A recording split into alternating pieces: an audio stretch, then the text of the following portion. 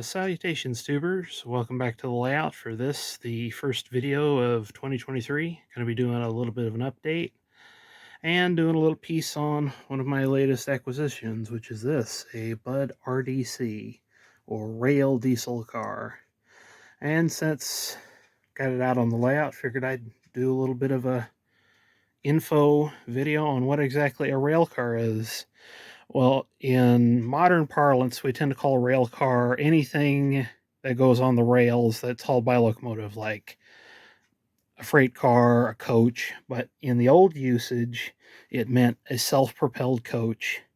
There's been many different kinds, all the way back to the steam era. They used to call them rail motors back then. It was basically up in here would be a little steam engine, kind of like a itty-bitty locomotive, and it'd pull along, and there's some tramways that use them. But don't really have any one of those yet. That would be a neat little thing to make on the side as a scratch build. But anyway, I have two different kinds of rail car here on the MVRR Southern Division. This one we have here is called a Doodlebug. It is a gas electric. This particular one's a Pennsylvania model, made by MTH.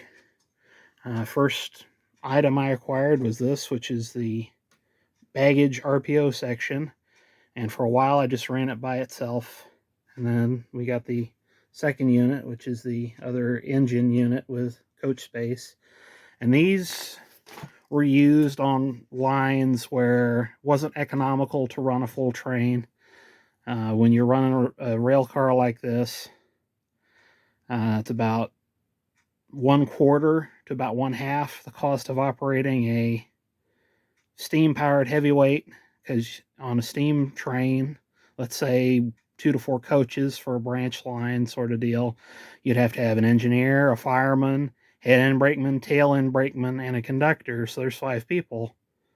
But on these, you just needed 2. You just needed the engineer and the conductor. So these were really popular during the Depression and in other periods when railroads were kind of struggling with their passenger business and wrangling with the ICC, but that's another kettle of fish. So this represents the early era of rail cars. And before moving on to the later gen, I guess we'll go fire it up and give it a run. Okie dokie.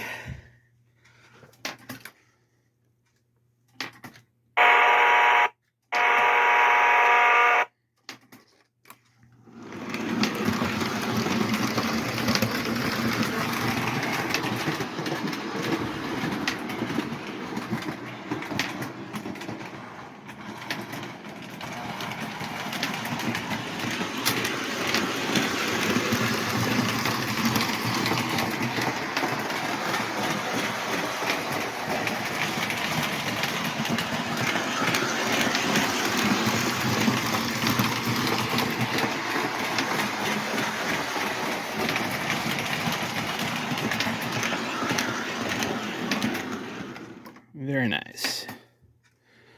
Another thing I forgot to mention before we started is another reason these were real popular is you didn't need to turn them around. Because all you had to do is the engineer could walk from this cab, take the brake handle and the control handles with him, then move over to this cab, and then you could take it up the other way, which is really handy for branch lines. Now, moving on from that, we move on to the RDC.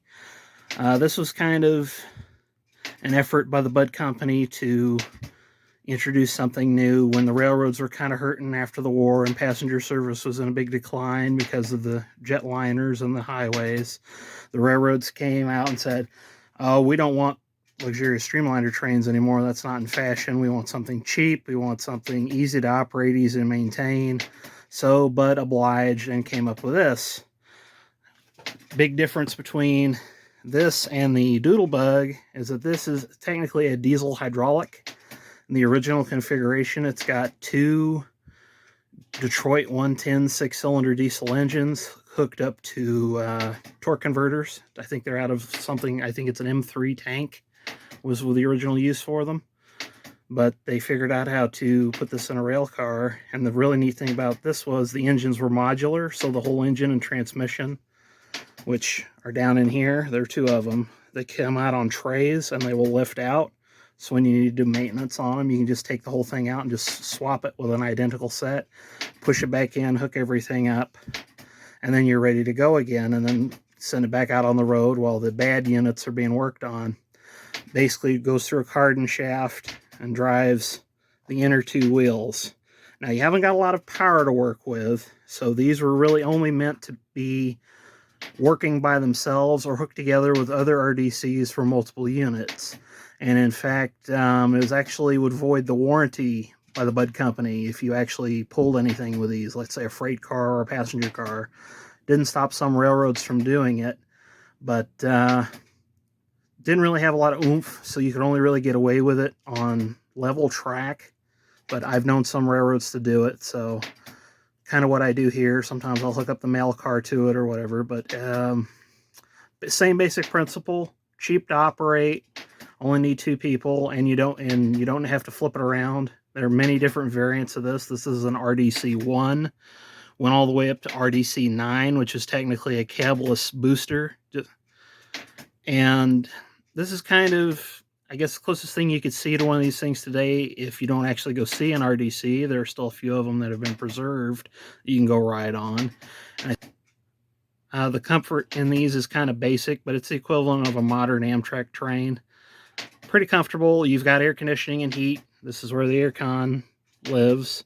Only downside about this is when you have 2 of these hooked together, the exhaust comes out here. The idea was to keep it away from the passengers.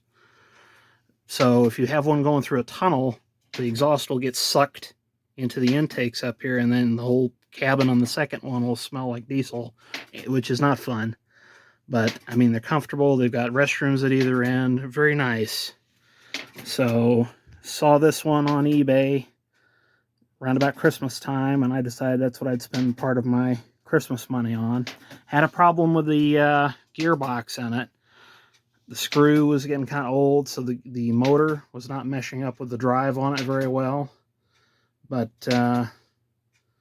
quick trip to the hardware store, fix that right out. So I guess without further ado, we'll go ahead and give this a run. I have to go ahead and isolate this one so it doesn't move.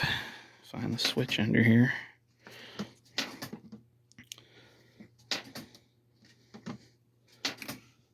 Okay, that's done. Go re-enable our E-unit under here. Flicking the lever. And we'll get this back on the tracking. There we go. There she goes.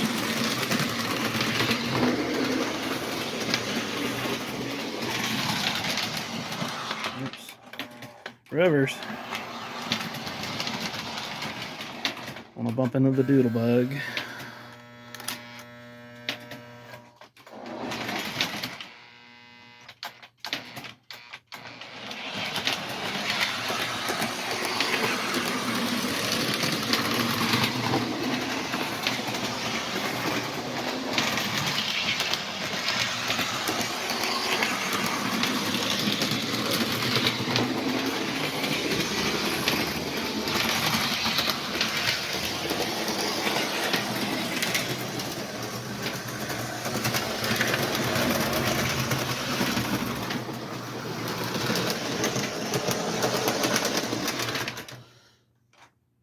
Make a little stop by our station over here.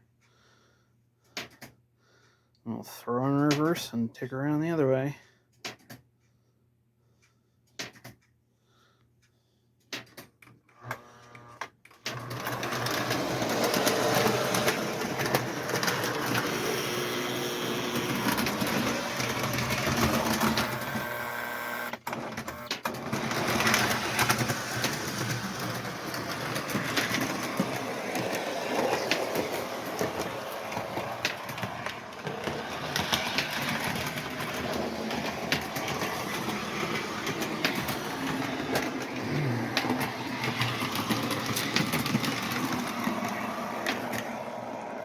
So there we have it. Fun little unit.